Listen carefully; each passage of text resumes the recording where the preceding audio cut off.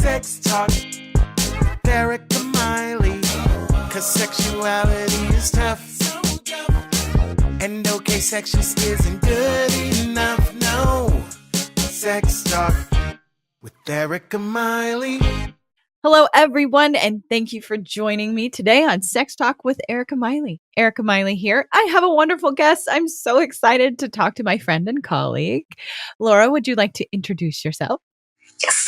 Hi, everyone. I am Laura Zane. I am a licensed mental health counselor in the state of Florida. I specialize in working with highly sensitive women who are experiencing anxiety and depression, and therapists who identify as intuitive and highly sensitive. I love it. I love this so much. I'm just so excited to dig into this with you. And Laura and I met through our networking group here in Florida.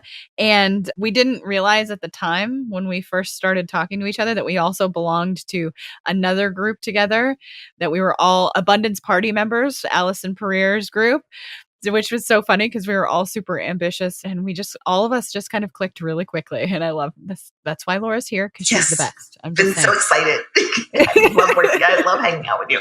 Me too. So today we're going to talk about highly sensitive people and what that means to their sex lives. We're also going to talk about we're going to get down to the basics of what a highly sensitive person is, and then we'll kind of go from there. So Laura, you want to take the reins and kind of talk about what a highly sensitive person is? Sure. So highly sensitive people are essentially, they're about 15 to 20% of the population, and they were defined by a woman in the late 80s, early 90s. She did a lot of research on them, and her name is Elaine Aron. And what she found was that they're part of the population that are a minority. They have essentially, how I like to describe it and how I describe it to my clients is they are extrasensory. So what they have is a real attunement with the world around them. So if you were to think about, if you think about them having hearing, their hearing is extra sensitive. So if you think about somebody blowing a dog whistle, a highly sensitive person would be the person that would hear the dog whistle. But it's across the board with their emotions. So these are the people that you're looking at that are often told early in childhood that they cry too easily, or that they're extra sensitive, or that they're shy. About 80% of highly sensitives identify as introverts. The other 20% identify as extroverts. And you can be highly sensitive and also be sensation seeking. So those kind of go hand in hand, with about another 20% of highly sensitive people also being sensation seeking.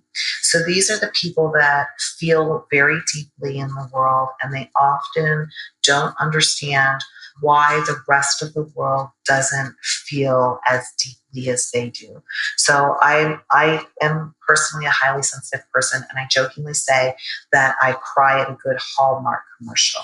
So highly sensitive people are these people that are so in tune with the rest of the world that they are literally emotionally touched by it.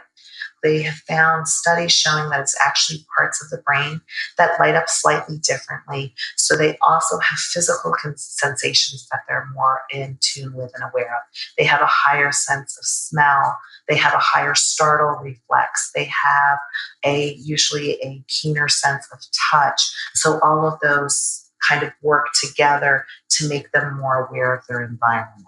I think that's an excellent kind of overview of where to begin. And I'm going to out myself as well. I don't know that I've ever, and Laura is actually helping me with this, and we're going to talk about her wonderful Facebook group for therapists here in a few minutes. But I myself am a highly sensitive person, and I have always put this thing aside in the favor of science. And oftentimes I think many highly sensitive people do that.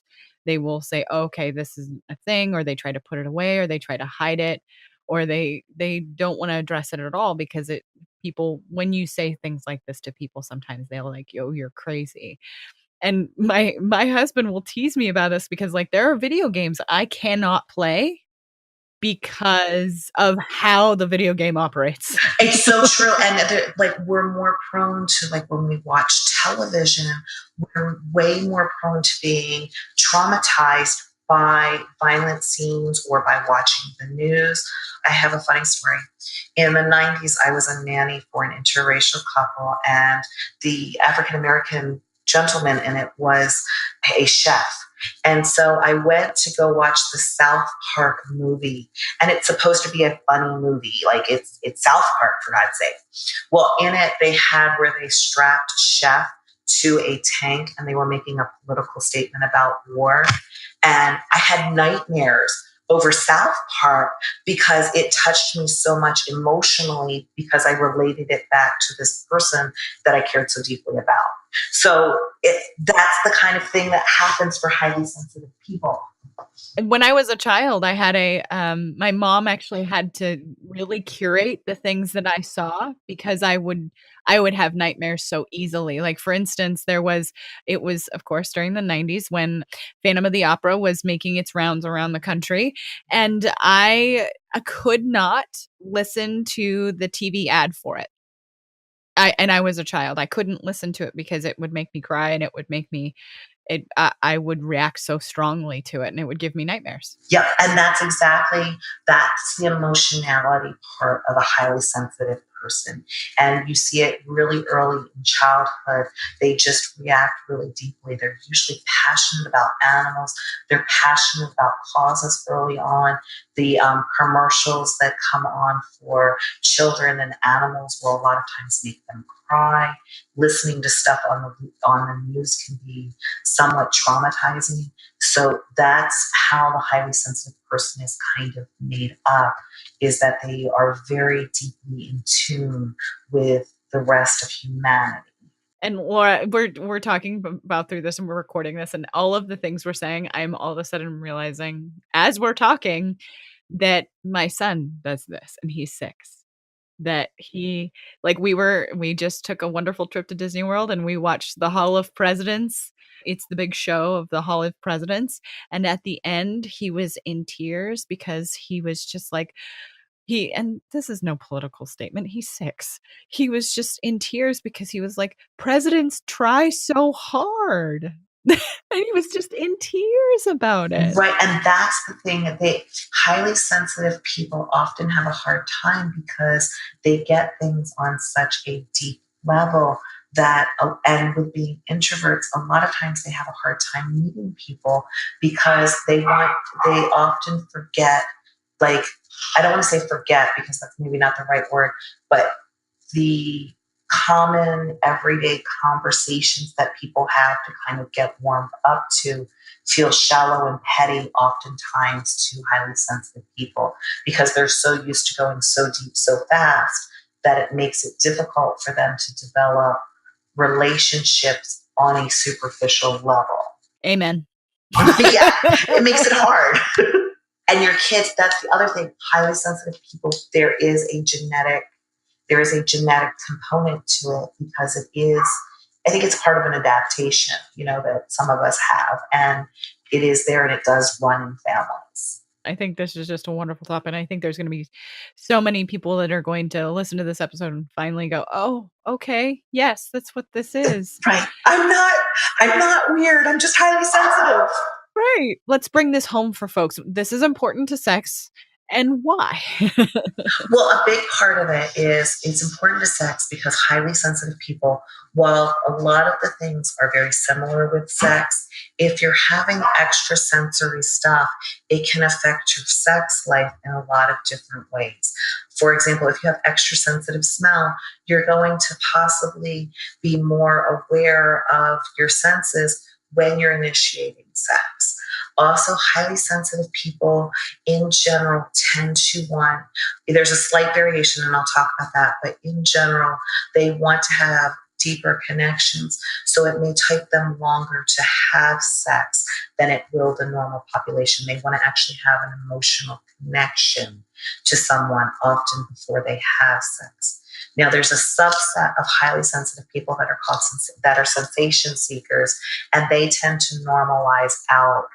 The sensation seeking tends to balance out the high sensitivity, so they tend to have more of a similar experience than non-sensitive people, as far as not needing the emotional connection quite as much as a truly sensitive person that's not a sensation seeker would.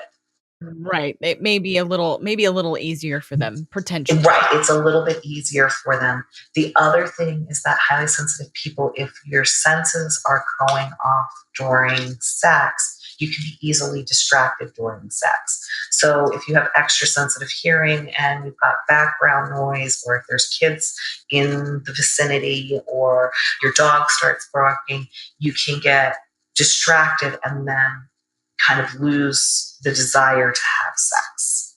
So it happens more frequently with highly sensitive people. So a lot of times the setting has to be right, the smells have to be right, the distracting factors can kind of throw you off your game, for lack of a better description. Absolutely. I think that's an excellent point. I just kind of talked about this in episode 29 about how our thoughts and our sensations can completely derail us from that connection with another person. And we're talking about how this specifically for highly sensitive people can derail them from the connection they so badly want to be having with their partner. Right, exactly. And it can be, during sex they get distracted. And a lot of times highly sensitive people appear to be ADD, but it's their high sensitivities kicking in. For example, bright lights really bother them. So if they're in a high lit room, it can be distracting. If you're lighting candles, but the scent of the candle is off, and you're trying to focus on your partner, but you're getting inundated with this smell of this candle that is really doing nothing for you, it slows down your attraction level. Absolutely. I think often we forget how much is at play for us during the creation of intimate relationships, during the creation of wanting to have any kind of a physical sexual relationship, and how we have to expose our vulnerabilities. And I would imagine that for highly sensitive people, that would be a daunting task for It them. can be, and on top of it, most highly sensitive people, because they're so in tune with other people, they're really, a lot of them are people pleasers. A lot of them really want to make sure that the person they love and care about is happy. And a good portion of them, because of that, have a hard time with setting boundaries, with saying no, and that character trait carries over even into the bedroom. Absolutely. It's funny that we're talking about this because I think generally, I think that statement applies to probably every person in the world when it comes to sex. Many people really struggle with that assertiveness. Many people really struggle with being able to talk about their own sexual needs. And so a highly sensitive person then again would it would almost be like pouring gasoline on that problem, Yeah, right? it really would. It's like pouring gasoline on it, because, I don't want to disappoint my partner. I've already been told I'm too sensitive throughout my life. I've already been told that I'm already not the norm. And then here I am with this partner, and I'm going to ask to get my needs met. And, it might hurt his feelings or her feelings or their feelings. And I don't want to do that. However, touch is really overwhelming to me, and I'm not comfortable. And so it doesn't always, but it can create this kind of cycle where there's a lack of connection with the other person, because then sex becomes an obligation and they're not feeling the emotional connection. So then they distance, and it creates this cycle that can be really unhealthy. Whereas if the sensitivities are talked about and it can be discussed up front, then it helps prevent the back end issues. Yes, audience, again, you're going to hear this 150 million times. Preventative relationship care. Preventative relationship care. We fully support preventative relationship care. Sometimes highly sensitive people are called HSPs. If an HSP needed like just start day one to explore this within themselves, where would you suggest they begin? I really love Elaine Aron's site. It's great. It has a quiz on it, and that's hspersons.com. They can, of course, check out my website if they'd like to. That's www.sagesynergy.net. All this is going to be in the show notes. But they can check that out. But just doing a search for highly sensitive people, start with Elaine Aron. She's the original researcher founder and really promotes the information. But it really starts with, if you're listening to this and you can hear it describing you, it's probably you. If you're the person that walks in a room and you see somebody squinting their eyes and you know just what to do, you need to dim the lights or do whatever, the likelihood is that you're highly sensitive. So starting with doing some research with Elaine Aron, and I'm finding that I love Judith Orloff as well. I find her very helpful. And just kind of, start looking up highly sensitive persons. There are, believe it or not, there are a ton of videos on YouTube about it. And there's information out there. It's just people aren't as aware of it. And then once you start opening the doors and start looking for it, it'll just start popping up. Yes. It's then, okay, confirmation of all of these things I've felt and seen and haven't been able to express or understood what I was feeling and seeing. Right, because we only have our own perception. So for a highly sensitive person, they've always been highly sensitive. So they don't understand that they're perceiving the world through a different set of lenses than 80% of the population. When you realize, it's not that I'm weird or strange, it's just I'm seeing the world through a different set of lenses, it helps normalize things so much. It just does. Yeah. Well, I think in our work generally, like as therapists, no matter if it's a highly sensitive person or not, one of the things that we do spend a lot of time doing is just normalizing human experience. Right. And that is the truth. That is absolutely the truth. And so how do folks, I know we've already talked about your website, but I'm going to have you repeat it. How do people find you in the world? And I also want you to talk about that Facebook group because I think it's great and I'm part of it too. Yes, I will talk about that. So people find me in the world. You can find me, I'm in Sarasota, Florida, and you can find me at www.sagesynergy, SAGESYNERGY.net. And you can find me on Facebook. I have a Facebook page that is geared towards highly sensitive women who are experiencing anxiety and depression. And then you can also find me through, it's called The Empathic Therapist. And that is a closed Facebook group. And it's designed for therapists who are highly sensitive, who are also empathic and describe themselves as intuitive by nature. So we do a lot of work on helping them embrace their own intuition and their own ability to perceive the world a little bit differently. Yes. And like I said, I'm part of this group and Lauren, I've already talked about this. I'm going to be sharing this with the therapist. I have like 4 therapists in my head that I'm like, need to be in this group because we've had these discussions. We had the discussions around knowing what this feels like when not only just when you're in therapy, but when you're with your friends, with your loved ones, when you're trying to describe this to people, and sometimes it doesn't, like we kind of talked about in the beginning, others don't necessarily understand this experience. No, they don't. And when you're a highly sensitive person, it's a blessing in some ways, but in other ways it feels like a curse. Like highly sensitive people, they respond differently to touch than what a non-sensitive person does. They actually have a higher heightened awareness of touch. So, if they're being touched, they're much more in tune with it. And it actually increases their ability to have orgasms. But if it's too rough of a touch, that totally messes things up because then it's overpowered. But how do you express that? And it happens even in your day-to-day life. Somebody gives you a hug and you feel like you've been bear hugged and they're giving a normal hug. Right. Absolutely. So thank you for joining me today. You are fantastic. And thanks those of you for listening to all the way to the end and all the information you've heard here today, I will make sure is in the show notes. And I want you to go out there and find Laura's information. And again, you can always find me at erikamiley.com. And if you have any questions, please reach out. I know both of us are happy to answer any kind of questions. I hope all of you have a wonderful week. Thank you so much. See you next time. Thanks for listening, folks. Please rate and review on iTunes. It helps this podcast get found.